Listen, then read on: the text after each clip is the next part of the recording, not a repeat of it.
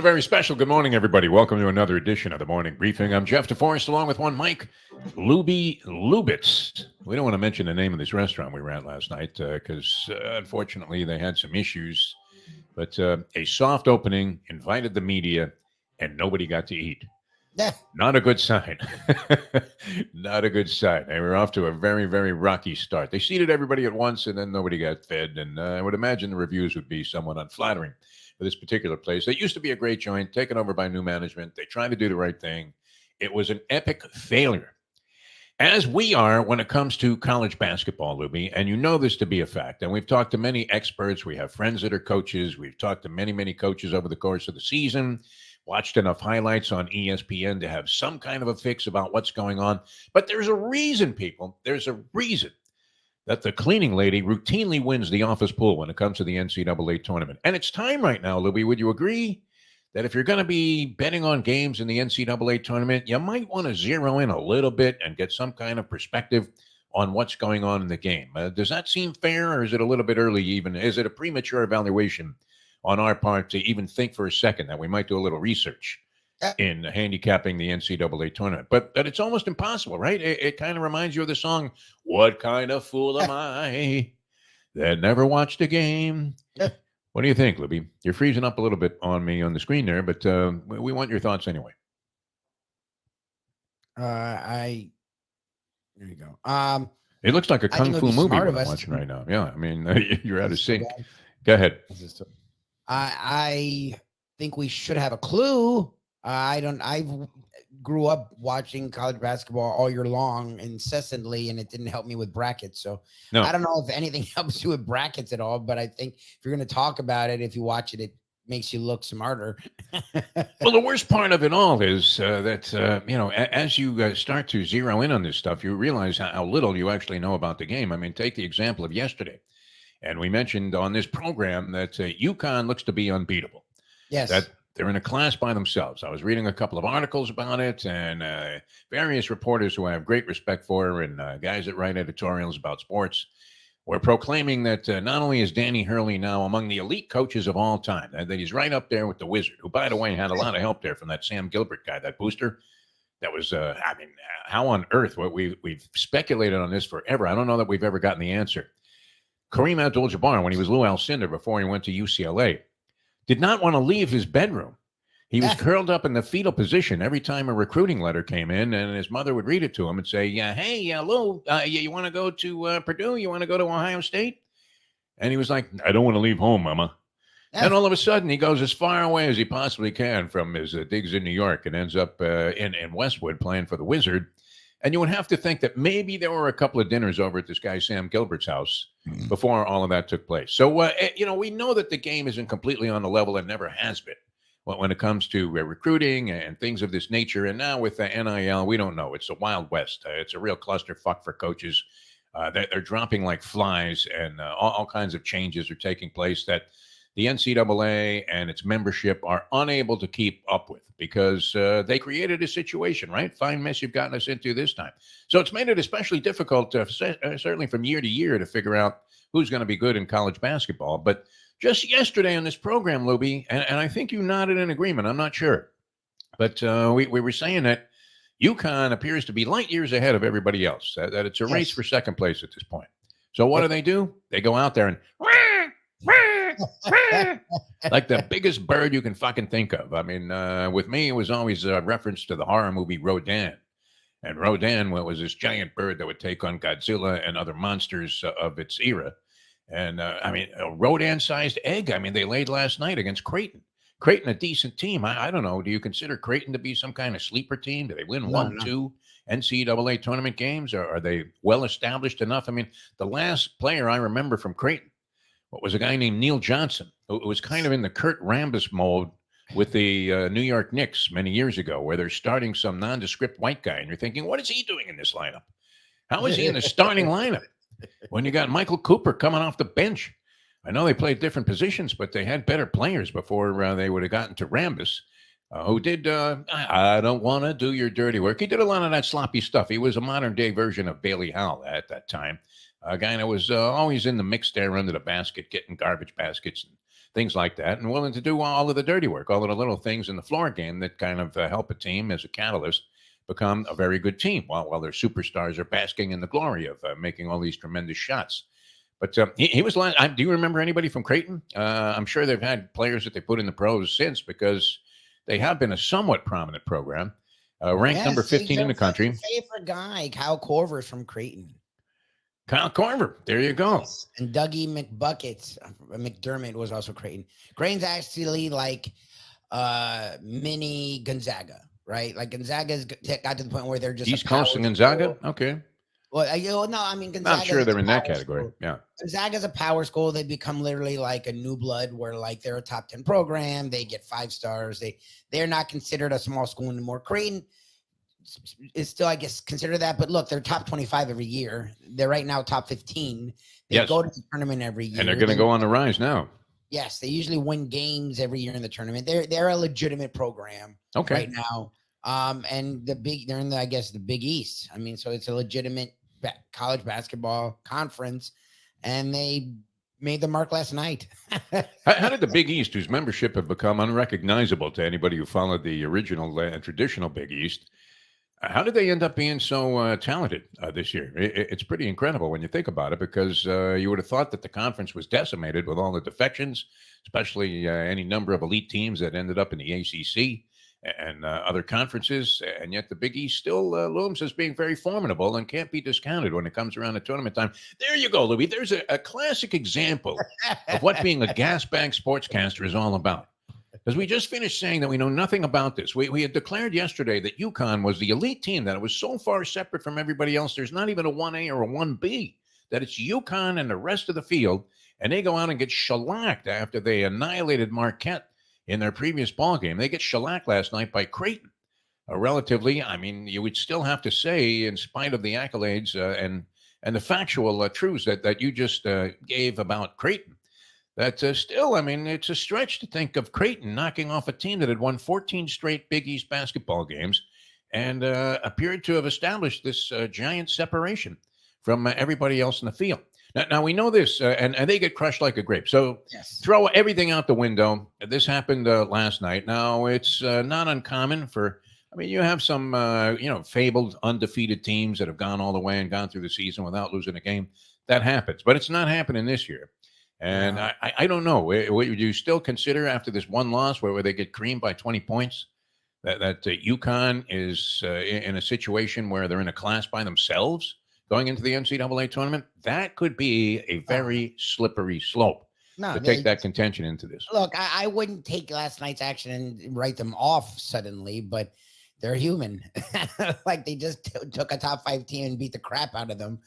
And then they got railroaded last night. I mean, they were just, and look, Creighton couldn't miss early, but still, usually it settles down, and then the top team figures it out, whatever. The fact that Creighton kept it up all night and won by double digits lets you know UConn's human, and this is just a weird freaking year. I haven't paid any attention this year. I openly admit it. Look, by now I usually at least have an idea of who's great. But that puts you in perfect shape.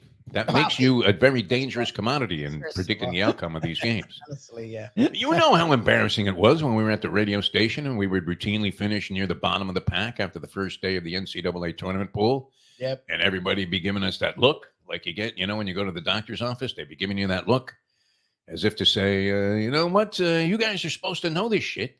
Yep. You guys are supposed to have an advantage. It turned out the biggest degenerate gamblers in any organization is always, coming out of the sales department, are they not? Yep. I mean, these guys, they're making big money and they're willing to throw it away. I was always surprised at the magnitude, the largesse of the bets that some of these guys were making, where you're thinking, fuck, I feel like shit. I lost $100 last night on this ball game. And, then you go into all the details. Oh, I can't believe it. There was a free throw with 3 seconds ago and the guy breaks it. Yeah. Nobody cares. Nobody wants to hear you complaining and retching about your losses. I mean, is that the most meaningless, worthless conversation you could ever hold with somebody? Yep.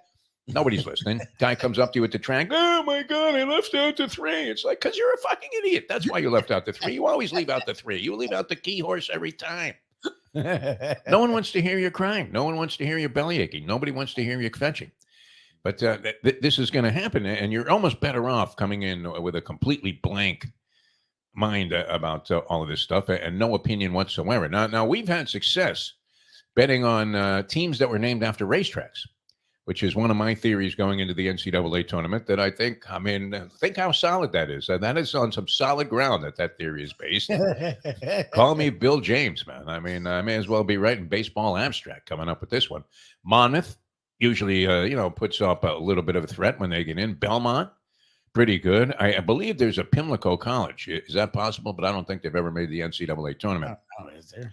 University of Santa Anita is where I would have liked to have gone to school, but unfortunately, they're not sanctioned by any educational network and or commodity that could possibly get you a degree from the University of Santa Anita. But that's where a lot of my college education kind of evaporated into a desperate situation where you're thinking, how the fuck can I get my hands on some more money? But, bizarre theories aside, you're looking at a field this year where it is unlikely that 3 of the 4 Final Four teams are going to make it back into that category. University of Miami has a game against Duke tonight. They've been on a really downward spiral for the last couple of weeks. So we feel for our friend Jim Larrañaga. Great guy. He had a remarkable season a year ago. Weren't anticipated to go to the Final Four last year. They managed to do it because Jim Larrañaga is a great game day coach, and he knows how to motivate a team, and he's not afraid to let his team go out there and play, right? These guys are chucking it from the rafters, from the Coke machine. And Jim's just standing there, arms folded, saying, do it, guys. Come on, let's put it on. Because he figures, listen, you're going to have to outscore the other team. You can't do that by hanging on to the ball. Yep. Huh, Dean Smith? You can't do it by hanging on to the ball. Ugliest strategy in the history of sports, devised by one of its legends. Incredible. The 4 corners. You've got every hamburger All-American on your roster, and you're just playing keep away. Yeah. Salugi, as we used to call it in New York, right? Where you used to keep the ball away from your little sister. And you're thinking, this is fun, right? Let's torture the little kid and force her to cry. That was a Dean Smith offense. I think he got it from playing Salugi. I don't know. He probably, unlikely, he's from New York, right? He had kind of a Southern charm to him. Yeah, Dean Smith, I'm thinking he's from the Deep South somewhere. Maybe, I don't know. Is North Carolina the Deep South? I don't think so. Listen to these handicapping tools that we're giving people. This is incredible, Lubie. All right, so unlikely, though, that any of the Final Four teams, with the exception of UConn, which I'm still going to consider to be one of the favorites, if not the favorite, to win the tournament, in spite of the loss to Creighton last night, which, they got stung. They got absolutely tattooed. It looked like a mismatch in Creighton's favor. But University of Miami is not going to make it back. Florida Atlantic is not going to make it back. They're down there. I don't know. Do they fall out of the top 25 now after losing this last game to South Florida? South Florida has a really good record in their conference. So what is that, the American Conference they moved into? I think so. Yeah. But FAU, a Cinderella ride last year. Just incredible. I don't see them coming back to the Final Four this year. Did they make the Sweet 16? You have to win 2 games to make the Sweet 16. Oh, God, they might not make the tournament. Might not. I don't know. I mean, they're in a stupid been ranked all year. No, they've been ranked all year, but they're right now in their own conference. They're 3rd. That conference isn't. I don't see that conference, the American, getting 2 teams. Yeah. I don't know. They have to win their tournament to do it, right? You're right. Oh my God. That's unbelievable, right? That's where our good friend Rick Pitino's at with St. John's all of a sudden. Which he's a great guy, Rick Pitino. We happen to know him personally from various experiences at the racetrack. Really good guy, really down to earth. Has a reputation that has obviously been embellished in a lot of different directions because of some of his indiscretions. Maybe there might have been some cheating involved at Louisville. Is that possible? It's impossible. Hookers are in the freshman dorm. It's possible that Rick didn't know anything about it. We want to take him at his word. My favorite incident was the thing in the Italian restaurant. I think that's the stuff of which legends are made, right? Where the guy throws him the keys and says, have at it. He didn't know the woman was a nutbag. And that's something to beware of, people. Even the smartest, sharpest people, the people that are the most successful, sometimes forget that the woman is a nutbag. Oh, yeah. And she's going to do something that is unfortunately going to bring this to public light, which this woman did as she tried to extort money from Rick Pitino. And finally, he said, I can't take it anymore. And he had to go to the feds. And they said, well, look, was it smart, Rick, to bang this woman on the table 6 at that little restaurant in Louisville? Yeah, right. Maybe I had a few recruiting violations too. It's possible, but He's doing a Linda Blair and the Exorcist now, just spinning his head. One day he's blaming his players, the next day he's blaming himself. And it turns out, unfortunately, as we were talking about yesterday, that Patino in his first year with the program usually does well, shows improvement. But then it's the second year that you really want to look at. And that may be the case with St. John's. But they're going to have to win the Big East tournament if they're going to make their way into the NCAA tournament. And that may be the case for Dusty May at Florida Atlantic. So that's two of the teams out. And San Diego State loses last night to Utah State. They have a formidable record, but do you see them returning to the Final Four, San Diego State? They really bombed in that final game against UConn. Man, did they get just trashed, absolutely thrashed after beating FAU, who had every right to believe that they were going to make it into the championship round. But all of those teams, all three of those teams, a far cry from what they were last year. Especially UM and FAU. San Diego State, I haven't followed as closely. So there you go. There's an empty statement formulated by a guy who really has no foundation in knowledge whatsoever about what's happening, except that I saw they lost to Utah State last night, which I don't know how much of a disgrace that is. But which all leads to the conclusion, Lubie, that if you're going to be playing brackets in the NCAA tournament, are you not best to just do like an Etch-a-Sketch and erase everything that you've seen during the regular season?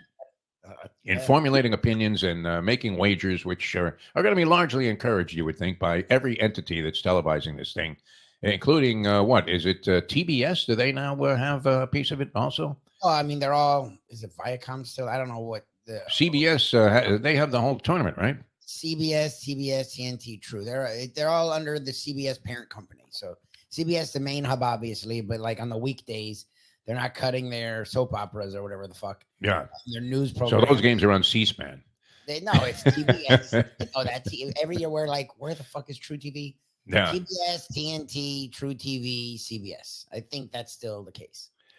All right. Very good. All right, well, I mean, there's a little discourse and dissertation into NCAA tournament bracket handicapping.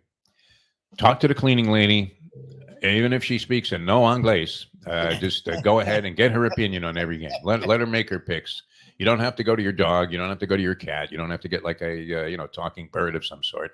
Just go straight to the cleaning lady wherever you work and ask her to fill out your bracket for you. And maybe even just out of generosity, throw her an entry on you, no matter how much the pool is. Now, what should an office pool be in the modern day, Lubie? $20?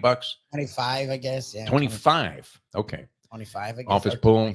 I mean, if you're working at some tech company in San Jose, what is it, like a dime? 100 grand. $1,000 to get in. I like these nut bombs that you go for the $1,000 squares in the Super Bowl. Could you ever see yourself investing $1,000 in the squares? Wow, that takes that takes an excess of capital, doesn't it? Yes. To let yourself be subjected to the arbitrary selection, which with me always ends up with 2 and 8. Oh, not even 8, right? 2 and 5. Numbers that are almost impossible to get, no matter what kind of scoring configuration happens during the course of the game. Reminds me of my theme song, which I actually had played at one of my weddings. And it's a great blues number. You can catch Albert King and Stevie Ray Vaughan on YouTube doing a version of "If It Wasn't for Bad Luck, I Wouldn't Have No Luck at All." Exactly. And with that, we'll make our exit here today. I did want to mention this. The Major League Baseball Players Union is complaining about some new uniforms. Do you know anything about that story? What could be in the uniforms that they don't care for? I'm not sure. They have little reason to complain, the Major League Baseball Players Union. You talk about powerful. How about this? This guy, Gary Sanchez, you're familiar with him? Was with the Yankees, was a hot hitting prospect. Catcher, right? Yeah. Guy who's not just catcher. Catcher is a broad term because this is a guy that can't stop a bowling ball. He couldn't hit. If somebody rolled it up there and they gave him a hockey stick and all of the equipment that a goalie would have, this guy still would be watching that thing roll right back to the screen. Look at that. Cross lane for the 10-pin. So he can't possibly be useful in the field. I mean, even as a desperation move, if you were down to, 2 catchers got hurt and you had Sanchez on your roster, you still wouldn't put him behind the plate. Too much of a liability. He's a home run or strikeout guy, and mostly strikeout as compared to home runs. Although last year he hit 19 of them with the, I think he was with the Twins. No, he was with the Padres last year. He hit 218, 19 homers, 46 RBIs. He strikes out about 25, 30% of the time that he's at the plate.